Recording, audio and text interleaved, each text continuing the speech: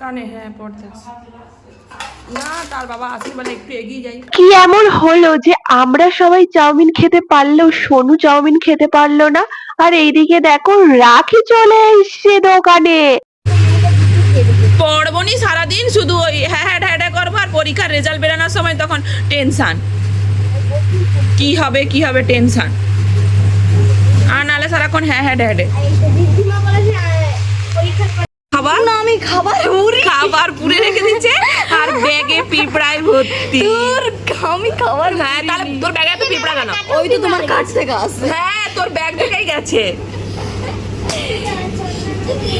আমার ব্যাগের কোনো দোষই নেই। পিঁপড়ায় ভর্তি ব্যাগে।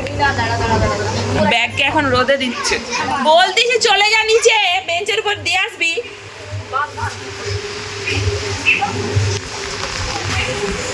একটা ব্যাগ বাঁধার জন্য দুজন মিলে উঠে গেছে দেখ।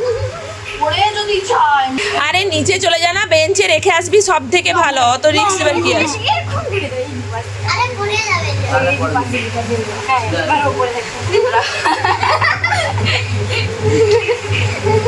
আরে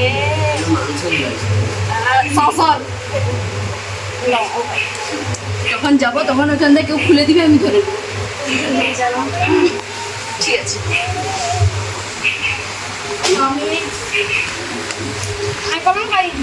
খাবে লুকি লুকি খাবে আর ব্যাগের মধ্যে পুরে রেখে দেবে, ওর জন্যই তো ব্যাগে এরকম পিঁপড়া। দেখো কিছুই নেই। না না,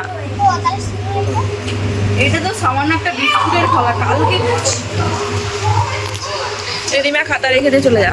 আসলে ওটা হচ্ছে ঘর থেকে, তোমাদের ঘর থেকে আসছে। আমাদের ঘর থেকে না, তুই বয়ে আনছু পিঁপড়া কোথা থেকে? না না না, তোর এই ব্যাগ থেকেই তো মাল মশলা বের, এ পাশেও মাল মশলা আছে। কি মামা বুঝাটা খেয়ে নিল।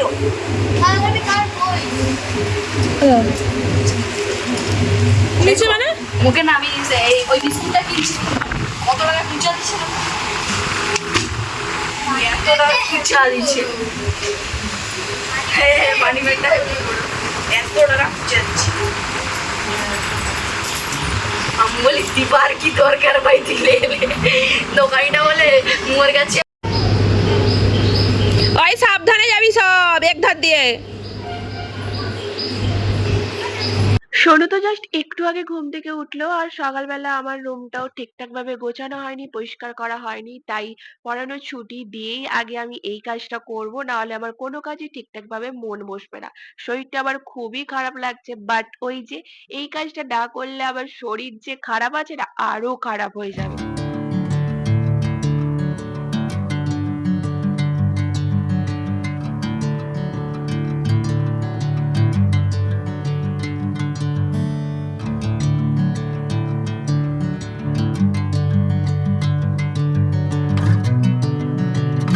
এইদিকে তো মা ভাত খেতে দিয়ে দিয়েছে, এখানে গরম ভাত আর আলু সেদ্ধ দিয়েছে। মাকে বলছে তুমি এত ভাত কেন দিয়েছো? আমি খাওয়া কমাচ্ছি আর তুমি পরপর আমাকে ভাত যেন আরো বেশি দিতেই আছো, প্রতিদিন দিতেই আছো।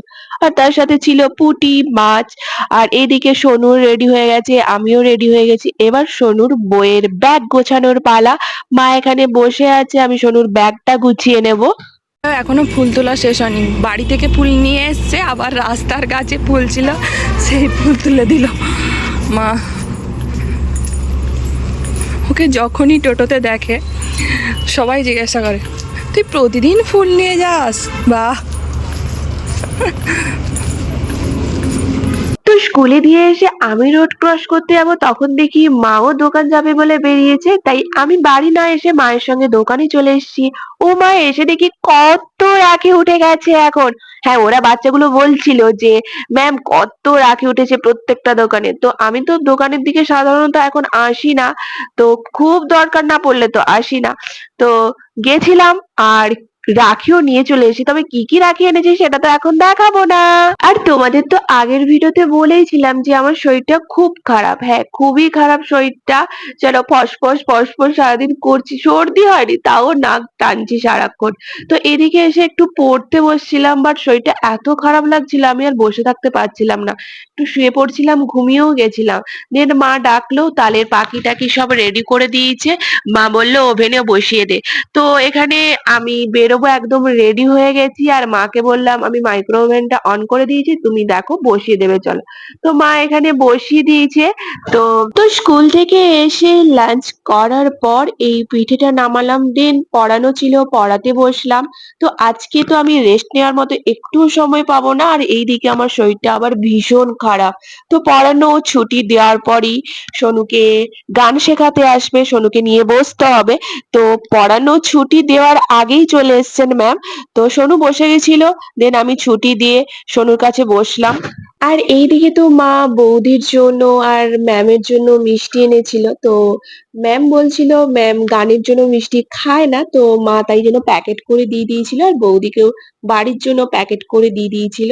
তো আমি তো তখন এই কেকটা নামিয়ে দেখছিলাম, বাট তখন না ঠিকঠাক ভাবে হয়নি বলে আমি না আবারও ওই মাইক্রোওভেনের মধ্যে দিয়ে দিয়েছিলাম, আর আমি না ভুলেই গেছিলাম, টাইমার সেট করা ছিল, বন্ধ হয়ে গেছিল অটোমেটিকলি, বাট আমি না ভুলেই গেছিলাম এই কেকের কথা বেমালুম ভুলে গেছিলাম। তো পড়তে চলে আসবে বাচ্চাগুলো এইদিকে, তার আগে আমি কেকটা নামিয়ে নিলাম, নামিয়ে এখন কেটে টেটে রাখবো।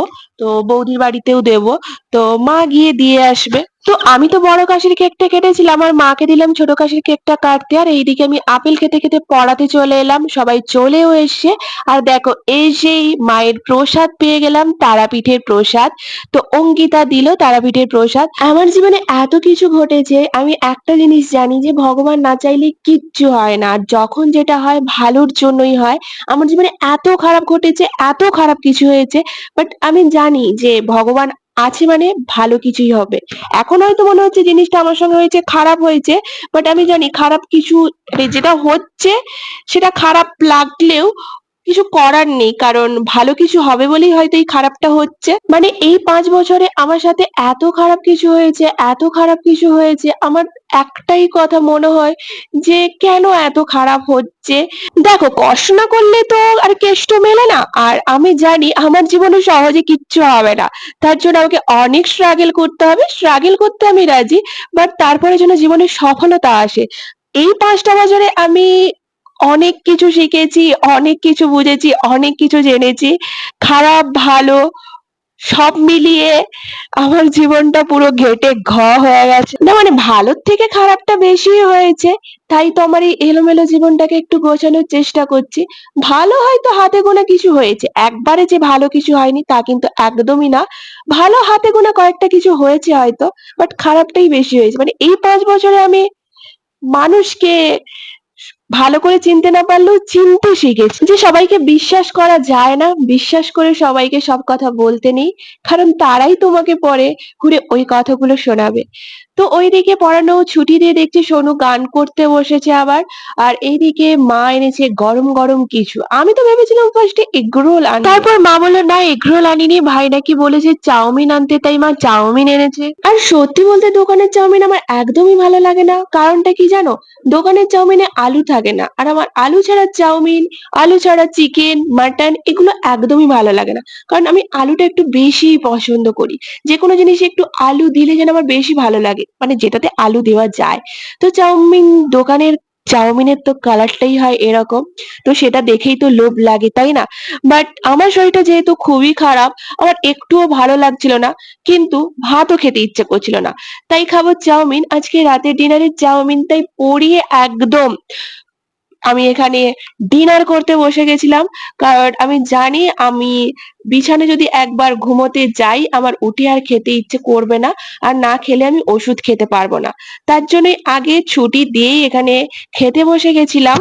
মা তো দোকান থেকে 4 প্লেট চাউমিন এনেছে, বাট জানো তো কোন চাউমিনটাতে ঝাল ছাড়া আর কোন চাউমিনটা ঝাল সেটা বুঝতেই পারছিলাম না, কারণ সোনু আমাদের একটুও ঝাল খেতে পারে না, তার জন্য মা 1 প্লেট ঝাল ছাড়াই বলেছিল, বাট কোনটাতে যে ঝাল ছাড়া ঝাল দেওয়া সেটাই বোঝা যাচ্ছিল না, বাট সবগুলো প্যাকেটই যেন ঝাল মনে হচ্ছিল।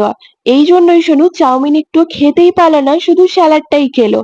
আমি তাই মাকে বললাম তুমি সোনুকে একটু ম্যাগি করে দাও, আর আমার শরীরটা ভীষণ খারাপ লাগছিল, আমি তো খেতেই পারলাম না, জাস্ট একটু চেখে কোনো রকম রেখেই দিলাম।